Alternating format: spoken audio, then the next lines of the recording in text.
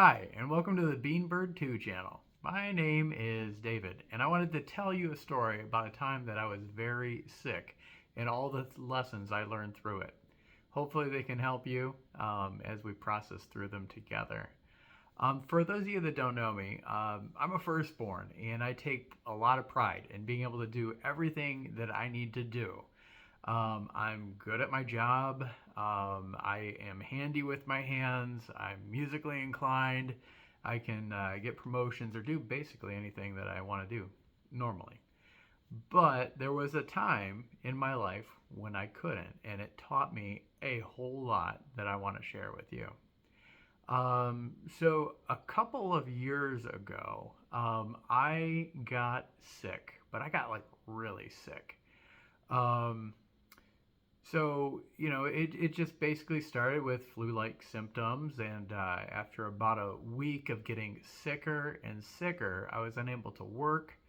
I was actually laying down in a chair for most of the week and was getting delirious, just hallucinating. I'd look out the window and I'd see skeletons hanging from trees. I couldn't breathe.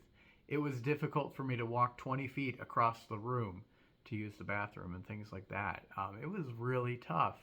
In fact, there was one point when my skin was turning yellow, which I've never looked like Big Bird, but in those days I did. I was very yellow, and I wasn't gonna just make it through without any medical assistance. It became very clear. So then the question became, do I go to the hospital or what do I do? Because this is not going to turn itself around. Fortunately, I was able to have a video call with a doctor who recognized the symptoms of what was going on, and he was able to treat me, remotely, from the video call. I remember very, very little remember. Talking onto the phone, looking into the camera, and he asked me, "Hey, how are you doing?" I'm fine. Of course, that's what we all say whenever anybody asks us how we're doing. I'm doing fine. I'm doing fine. But I don't know that it helps anybody when we give that fake answer. Just a side note. That wasn't my main lesson, but it is something that I have kind of thought about more fully as I answer that. So after beginning treatment for being sick, I actually had about a 3-month recovery where I was pretty incapable of doing anything. So I spent most of my time sitting in a chair. I was unable to cook for myself.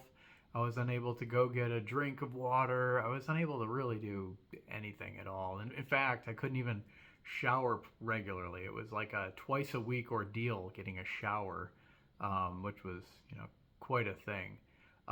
In fact, I was so sick over those 3 months that I lost 40 pounds. I went from 212 pounds to 172. I look like one of those skeletons I was seeing on the tree.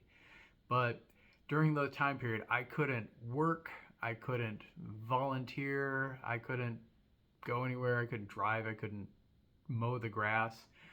It was the season where you have to reseed your grass in North Carolina like you do every year, and I couldn't even do that. So one of the neighbors did that for me. I had to be 100% served. Everything. Everything in my existence was relying on those around me. So eating, drinking, just everything. So sitting there and thinking about all that, I mean, it was really tough for me. I'd always been so capable of doing everything I needed to do. I don't need anybody. I can take care of everything. I can take care of my family. I can take care of my wife. I can do it all. And in that moment, I really couldn't do anything. So I felt worthless. Felt like I had no value. In fact, I didn't even know why God was keeping me alive. I reached that point that probably everybody reaches, where they make peace with God and they say, this is it. I'm ready to come. Just call me home. Ready to go. And that was a tough place for me to be. However, I learned something while I was watching everybody, serve, come alongside and help out my wife and help us. People from the church were dropping off groceries and food and things like that at a distance on the porch. It was like a drop, ring the doorbell, and run away sort of thing. But I was very thankful for all of that. And as I was watching them, I was learning that we don't necessarily have value because of the things that we can do for others. Sometimes we need to be able to accept their blessing in order to be the blessing. That was one thing that I learned. Also, in all that time, when I really couldn't get around, most of my time was spent talking with my wife.